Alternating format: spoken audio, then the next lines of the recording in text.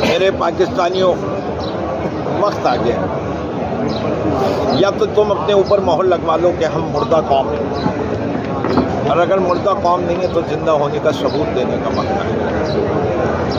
तुम्हारा आईन का कोई रखवाला नहीं रहा, अदालतें सो रही हैं, सुप्रीम कोर्ट सो रहा है। वो फौजी हजरात, वो जर्नैल हजरात जो कुरान के ऊपर हाथ रख के कहते हैं कि हम पाकिस्तान के आईन की पासदारी करेंगे, वो सो रहे हैं। पाकिस्तान के आईन को इलेक्शन कमीशन ने बमाल कर दिया।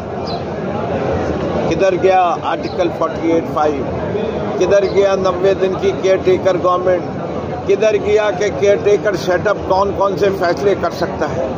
ये इनकी खामोशी जुर्माना नहीं है। काजी फाइज ईसा साहब, आपने पहले दिन कहा था मैं कोई जजमेंट नहीं मानता, मैं सिर्फ कॉन्स्टिट्यूशन मानता। अब साबित करो कि तुम कॉन्स्टिट्यूशन मानते हो।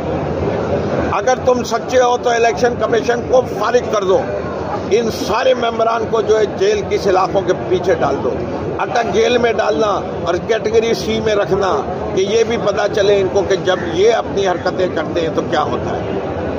इन लोगों ने पाकिस्तान के आईन को पामाल किया।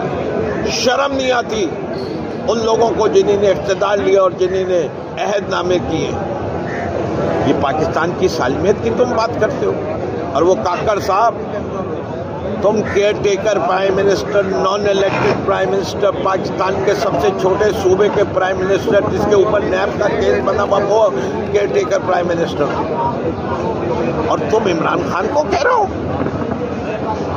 कि इमरान खान के बगैर इलेक्शन हो सकते हैं। इस वक्त पाकिस्तान की पहचान है इमरान खान, पाकिस्तान की आन है इमरान खान, पाकिस्तान की शान है इमरान खान। तुम इन आन, शान और मान तीनों को माइनस करके पाकिस्तान में रह क्या जाएगा? नून गुन्ना। हमें नून गुन्ना पाकिस्तान नहीं चाहिए, हमें वो पाकिस्तान चाहिए जिसमें हकीकी आज़ादी हो।